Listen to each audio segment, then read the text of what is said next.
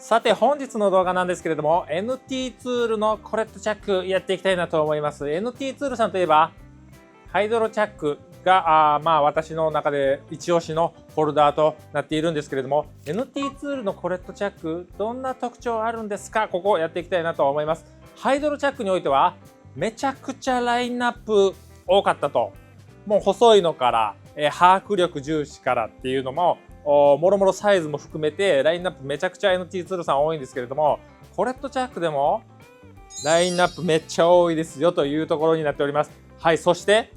ラインナップだけですかっていうところになってくるかと思いますけれども、 NT ツールさんのホルダーはホルダーメーカーの中でも先駆けで防錆処理をやってきたっていう実績がありますよというところで、その防錆性能どんなもんですか、実験していきたいなと思います。そこら辺の実験と、そして、コレットチャックの実加工における特徴、ここら辺も解説していきたいなと思います。というわけでね、やっていきましょう。コーティング、メッキ、ちょっと忘れちゃったけど、非常に錆びにくくなっていますと国語では言われておりますが、私検証しておりません。そして、私使っているクーラントではホルダーが錆びたことがないので NT ツールのホルダーが特別錆びにくいかどうかって正直分かりません。実感を持って、視聴者の皆さんに錆びませんとは言えないっていうところがあるんですが、今回 NT ツールさんにご協力いただきまして、こちらホルダーを2種類用意いただきました。こちら今回レビューいたしますコレットチャックとなっております。そしてこちら NT ツールさんのラインナップの中にある焼きバメチャックとなっております。はい、何が言いたいのかと言いますと、焼きバメ、ホルダーに関しましては熱を加える都合上防錆のコーティングなのかメッキなのかちょっとよくわからんけどができないということで、こちらは防錆処理されておりません。そしてこちらは防錆処理されておりますということで、比較していきたいなと思います。はい、こちら水が入っております。塩、博多の塩です。私今一人暮らし中なんでちょっと余ってるんですよね。というわけで博多の塩、こちらを投入。ワシャワシャワシャワシャとね、こう溶かし込んでいくと、量が多いからすぐには溶けないけども、攪拌しながらね、この水にホルダーをつけていきますので、はい、もう今時点でもこの塩水にねこうやってつけていくわけなんですが、こちらにポンプとそしてホースをご用意いたしました。ざるにでちょっともうすでに沈めていますこちらのホルダーをちょっと入れまして、入れますよと。はい、ご覧のようにですね、塩水がバシバシとかかっている状態となっております。ちょっと待ってね。パーツクリーナーで、おおよその脱脂がされている状態となっております。防錆油等はついていない状態となっております。では、今が夜7時となっておりますので、ここから最低でも一晩、塩水をかけつつ酸素にも触れるような状態で放置したいなと思います。ちょっと羽がひどいので二重にねボールをして様子をね見ていきたいなと思います。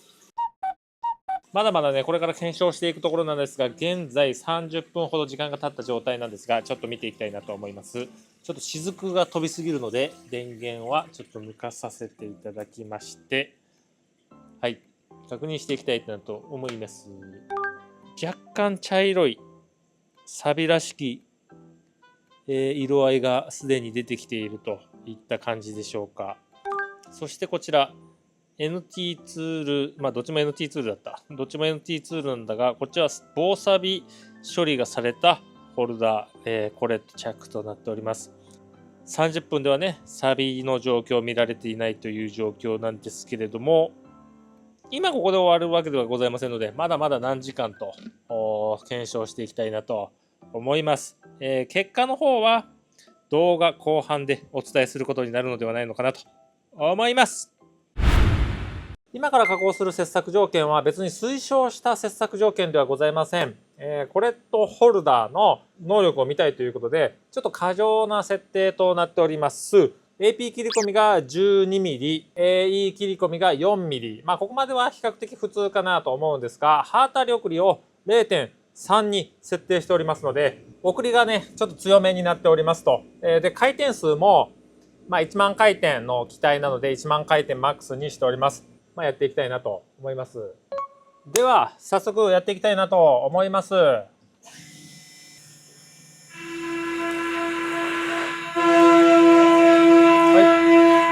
るさいな。F6000。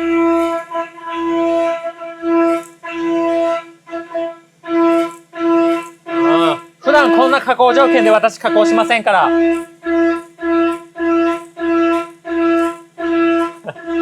これ2枚刃です。2枚刃のエンドミルなんですが、刃当たり 0.3 ともなればこのような送り速度になってくるという感じですね。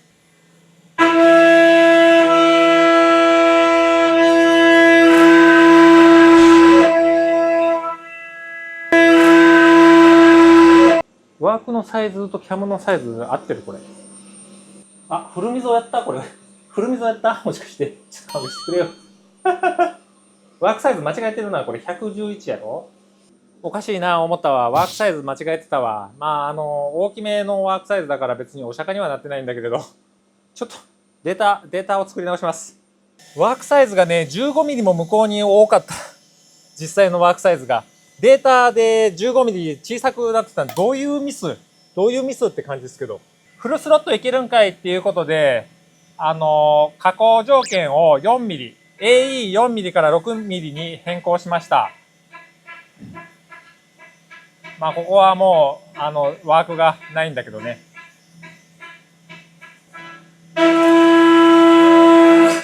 6mm やば。ここまでやれば、おおよそ、これ以上やる人いないでしょう、みたいなところでやっております。ホルダーのね、限界どんなもんみたいなところが見たかったっていうこともありますので。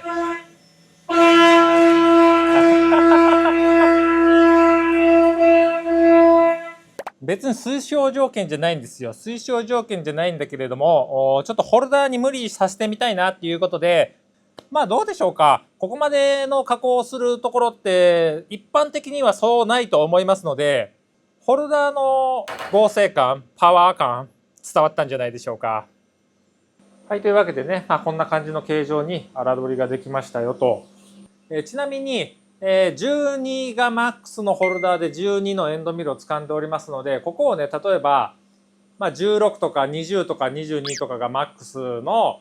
コレットチャックで12のエンドミルを使った方が合成的には有利なんですが、今回はね参考になるかなと思いまして12マックスのコレットホルダーで12のエンドミルを掴んでみましたというところになっております。仕上げの方は適当にねちょっと行っていきたいなと思います。はい、というわけでね仕上がりましたとこんな感じになっておりますと、仕上げの方ははしょらせていただきました。1工程目が終わりましたというところで2工程目の方やっていきたいなと思います。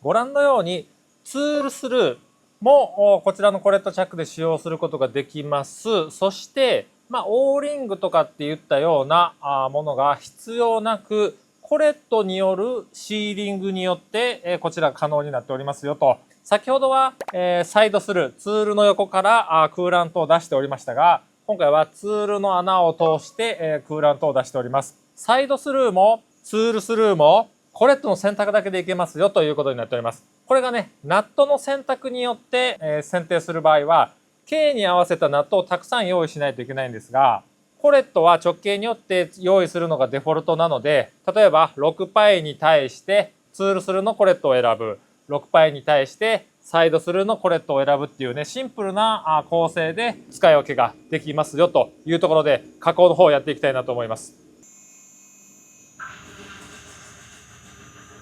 あ、ステップ入れとった。ステップいらんかったのに。こちら OSG さんの 5D のアルミのやつですね。さっきの穴はガイド穴みたいな感じ。ちょっと大きいドリルがなかったので、一応ドリルでさ、ある程度肉を抜いてさ、フルカットにはしてないから。5D でね、ヘリカル穴開けとかあんましないと思うんですけどね。5D のエンドミルで。で、このエンドミルは、肉継ぎで切り子が分断するタイプのやつです。12パイだけね、OSG さんで買えるんですよね、なぜか。で、初めて使ってみると。で、ホルダーはご覧の通り、先ほど使っていたサイズと同じ12パイのマックスのフォレットチャックとなっております。この刃物とこのホルダーの組み合わせでは、まだね、条件上げれるなっていう感じですね。あとこんなね、深穴をこれほどの掛け代で加工しているにもかかわらず、エンドミルのチップブレーカーによって切り子が細かく、なおかつ、ツールスルーではないんだけれども、フォレットスルーのクーラントによって切り子をね、バシバシバシバシと排出しているというところでですね、非常にいい組み合わせだなと思いますね。素晴らしい。いいなぁ。多分これもっけもけになっているシチュエーションなんですけどね。チップブレーカーとサイドスルーコレットの組み合わせは最高にいいですね。あ、外形の荒加工ですね。これまたさっきみたいにワークのサイズ設定見せてたら、さすがにこの波長折れるやろな。イモイモして。イモイモしてほんまに。こっちの向きが大丈夫。もうちょっと条件上げたいな。上げるか。条件変えるか。切り込み増やして送りも増やしました。ホルダーと刃物は全然余裕があるなという感じで、まだいいんだけれども、まあちょっと私が用意したジグがね、どんなもんだろうね。ちょっと保持力の都合もあって、これ以上は条件上げるとなんとなくワークが浮いてきたりとかっていうのもあり得ると思うんで、まあこんなもんかな。最近のね、機械、そして刃物、非常に進化がね、目覚ましいところではあるんですけれども、特にアルミの業界ね、なんですけれども、やはりね、機械、刃物、その間を取り持つホルダーっていうのも非常に選定重要ですよと。組み合わせが非常に大事。せっかくクーラントスルーの主軸を持っているんであれば、まあ、干渉少なく、ツールスルー、コレットスルーを選択できるホルダーの組み合わせとかね、非常に重要になってくるかなと思います。まあ、ここら辺なんかはワーク自体も結構薄くなってきましたけれども、まあ、特に問題ないという感じでございましょうか。コレットナットが非常にコンパクトであるということは、その分直径が小さいので合成がね、不利になるんですけれども、この程度の加工で不利になるかっていうと、正直ならないということが、まあ実証できるんじゃないでしょうか。はい。やはりね、複雑な形状の品物を作ってくるときに、ホルダーの合成ももちろん大事なんだけれども、干渉も大事だよねと。選択がね、必要ですねと。ちょうどいいもののね、選択が必要ですねというところでございます。NT ツールのホルダーにコレットスルーコレットをセットして、チップブレーカー付きエンドミルを使用したことによって、これほどの取り代を取りながらもパラパラした切り子で、まあ、非常に環境がいいですね。この取り代をね、波長で切り込んでいくとね、もうここら辺、もっけもけになると思うんですけれども、まあこんな感じですから、掃除も楽ちんポンと。気になるクオリティも非常に高いという感じでございます。はい、というわけでね、こちらの工程の細かい仕上げ等は、よしなに済まさせていただきましたということで、次の工程にね、行きたいと思います。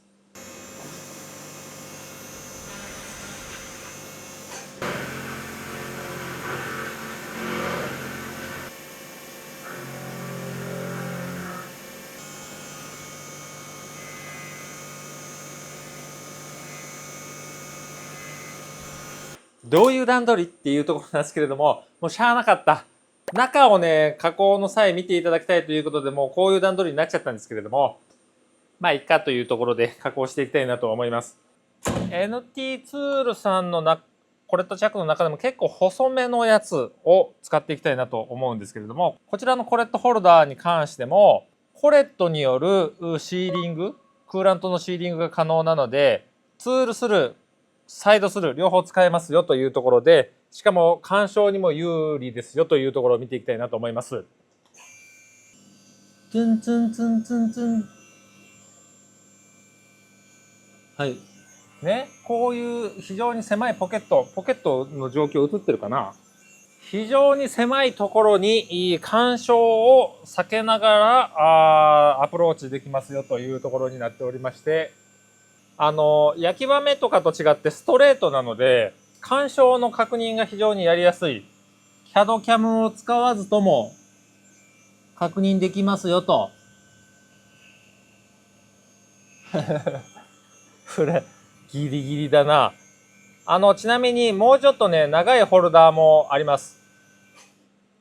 ホルダーの先端からフランジの部分までまっすぐだから、もうフランジフラットのところまで使い切っても干渉の変化がないですよっていうところをね、ちょっと表現したくて、こういう感じのレイアウトにさせていただきまし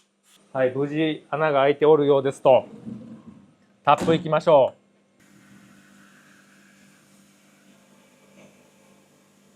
う。はい、こういうことです。まあ、加工点は見えてないけどね、私からは。こういうことなんですよ。ね。ストレート、円筒ストレートで非常に細いから、こういった加工も可能になってくると。基本的にはドリルとかリーマーとかそういった付き加工でね、使うのがベターなんじゃないのかなと思うんですが、ミーリングでも使えるんじゃないのかなと思いまして、試してみようかなと思います。これはサイドスルーですね。このギリを設定しておきました。まあ、こちらの今使っているホルダーは7パイまでつかめるホルダー。そう、7パイっていうところがまあ絶妙なところなんですけどね。普通6パイで止まるじゃないですか。7パイまでつかめると。はい。まずはヘリカルで、はい、当たった。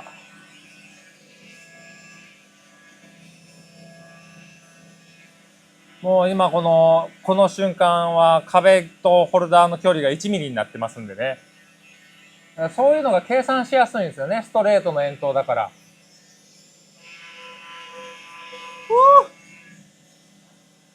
はい。まあ、こんな加工も可能ですよと。はい。というわけでね、ご覧のようにですね、コレットチャックを用いまして、こちらコレットチャックを用いまして、アルミのね、ギアケースのような、なんかそういうものを作ってみました。はい。他社と比較したときに、特徴が出るポイントとしては、ハーク径に対してホルダー外径が少し小さく、設定されているということで、干渉有利となっております。当然ね、直径が小さいということは、合成面では太いものよりかは劣るというふうに物理的にねなるわけなんですけれども、まあだからといって荒取りができないのかっていうところに関してはご覧いただきました通りしっかり荒取りができますし、当然そのスリムボディを生かしたですね非常に干渉のきつい加工も可能ですよというふうになっております。そしてね、オーリングを使わないでもツールスルー、サイドスルーのクーラント選択ができますよというところになっております。はい、というわけでね、おおよそ19時間ほどの円錐実験をもうここいら辺でいいかなということで終了したいなと思います。ご覧のような感じでね、常々かけておりましたので、ざるにまでこのサビが移ってくるような状況となっております。どうですかね、どうですか、こちらのような状況となっております。詳しくね見ていきたいなと思います。こちら焼き場目ホルダー、防錆処理が行われていないホルダーとなっております。屋外5年放置かな。19時間なんですけどね、円錐という過酷な状況では、ホルダーというのはこういう風になるという感じとなっております。はい、でこちら、コレットチャックとなっております。こちらは NT ツールの防錆コーティング、メッキなんかはちょっとよく分かりませんがされておりますよということになっております。一見うっすらね錆びているように見えるかもしれないんですが、拭き取ってみますと実はご覧のようにペーパー部全く錆びておりません。ボディ部もこれ拭き取ってみますと、うっすら錆びているように見えたんですが、実は錆びていないと。ここ、ネジ部、錆びているように見えるんですが、錆の粉が付着しているだけなので、ネジ部も防錆処理しっかりと効いている状態で、拭き取ったところ、錆がね、見えないようになっていると思います。錆の粉が付着しているだけと、こちらの錆の粉が付着しているだけとなっております。こちらは錆びておりますねと、こちら何ですかと言いますと、拭き取ってみますと、ちょっとわかるかな。型番、ロゴが刻印されたところが錆びておりますと、レーザーか何かのね、マーキングの際に剥がれたというところで、ここは錆びておりますが、じゃあここが錆びたことによって、他のコーティング部分をめくれ上がらしているのかっていうと、そういうことにはなっていないという状況ですね。それだけ強固な防錆処理がされているホルダーとなっております。ここまでに至らずとも、錆っていうのがね、テーパーに発生した場合には、工具の触れ等に影響してくるわけなんですけれども、ここまで至らなくてもね、御社にこの環境がある場合には、もろもろいろいろ考えるところがあるかなと思いますが、この環境に至らない段階でも、こちらの NT ツールの防錆コーティングであれば、精度に影響するテーパーの錆というのは発生しないと言っても過言ではないのかなと思います。一番気にしていただきたいのは、やはりテーパーのね、錆となっております。精度にね、直結してきますので、大雑把なラインナップをちょっと見ていきたいなというところなんですが、大きく分けて2種のラインナップがございますということで、HDC シリーズ、そして ERC シリーズとなっております。一般的に使われているのはこの HDC シリーズになるかなと思います。こちらが NT ツールで最も汎用的に使われるシリーズとなっておりまして、より干渉をね、クリアにしたいというところで、こちらの ERC シリーズがありますよということになっております。それぞれまだ長いものもあれば短いものもありますし、まだ長いものもあれば短いものもあります。はい。さらにね、触れ精度を重視したものとかね、まだまだ NT ツールさんマニアックなラインナップあるんですが、ここら辺がメインの選びどころかなというところで選定させていただきました。一般的な一番短い規格っていうのが 45mm なんですが、45mm で把握径 22mm までつかめるのはおそらく NT ツールのラインナップだけ、おそらく私が調べた範囲これだけとなっております。そして NT ツールさんすべてのホルダーにトルクレンチに対応したヘッド販売しておりますよということになっております。こういうのってね、トルク設定するときにね、何ニュートンやったかなみたいなるじゃないですか。私知らなかったんですけど、営業さんに言われて気づいたんですけど、こちらコレットナットに実は締め付けトルク書いてありますと。ERC シリーズには書いてないんですね。はい、書いてなかった。書いてないんですけども、こちらのね、トルクレンチのヘッド側には書いております。はい。ちなみにこっちのヘッドにも書いております。締め込む加減というのがね、人によって変わってくるというところで、ここら辺を教えるの非常に大変だと新人さんにね、であるならば、もう最初からね、用意しといた方がいいよっていうところがトルクレンチとなっております。そして、NT ツールのコレットホルダーに関しましては、基本的に全ての型番においてトルクレンチに対応したヘッド販売されておりますということで、こちらのスパナ形状はもちろん、いわゆるフックスパナ、最近流行りのベアリングのやつとかも NT ツールでは全て対応しておりますと。このスパナのね、ヘッド形状が東日製作上の規格になっておりますので、東日製作上の適合するトルクレンチを選定いただければ基本的にいいですよというところで、プリセットタイプっていうカチッとセッティングしたトルク値で止まるトルクレンチでもいいんですが、それですとセッティングする作業が必要だということで、私の場合はご覧のようにダイヤル式のやつを選定して用意しておりますと。ちなみにこの間のモデル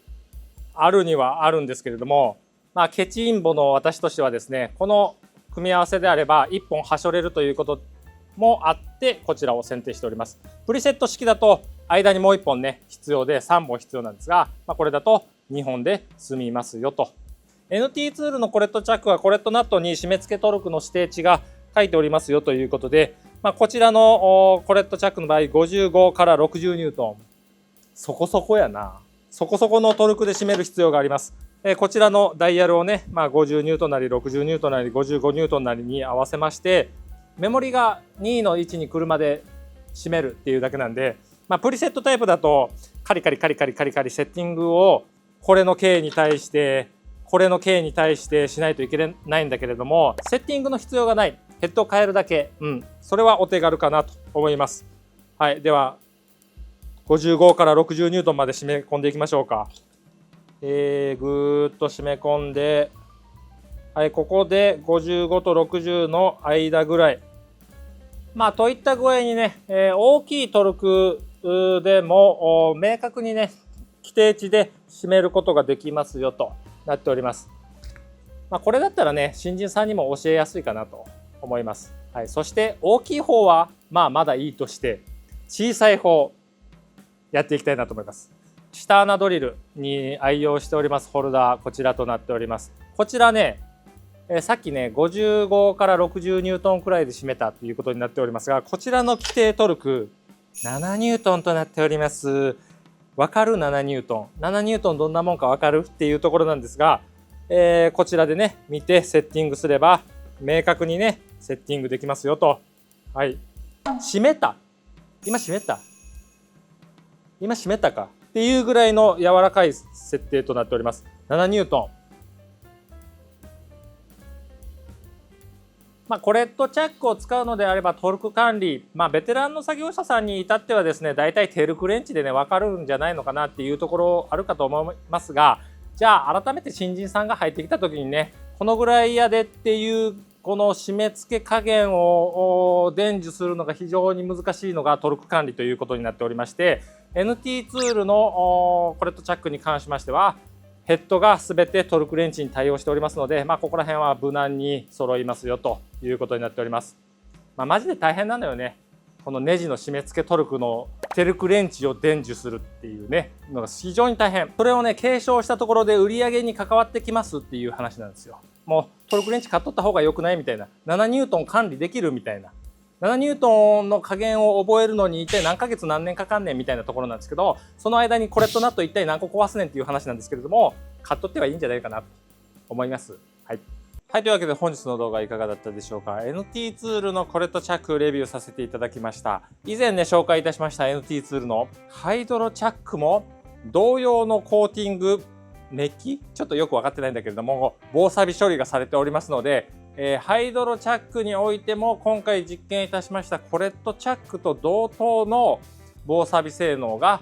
付加されておりますよと。というか NT ツールのホルダーは一部商品を除いてその防錆処理がされております。一部商品を除いてっていうのは、加熱をする焼き場目ホルだとかコーティングメッキ、ちょっとよく分かってないんだけれどもが剥がれてしまうような使い方をするホルダーの場合はされていないということなんですが、ほぼされているというふうになっております。NT ツールさんね、私現役時代の頃はほとんど使ってなかった。だけれども自動車メーカーとかの製造ラインで、ナンバーワンのシェアを持っているホルダーメーカーさんとなっておりますので、あの業界は結構厳しいでしょう。厳しいその要求にね応える形で進化してきたホルダーメーカーとなっておりますので、防錆コーティングメッキ、そちらもですね一応その防錆対策しましたみたいなやわな対策とはなっておりませんので、もうガチ向きのね防錆コーティングというところが今回の実験で分かったのではないでしょうか。動画内で紹介いたしました通りですね、細々とフォローの効いたホルダーとなっております。というわけで今回の動画以上になります。面白かった、参考になったという方いらっしゃいましたらグッドボタン、チャンネル登録どうぞよろしくお願いいたします。というわけでご視聴ありがとうございました。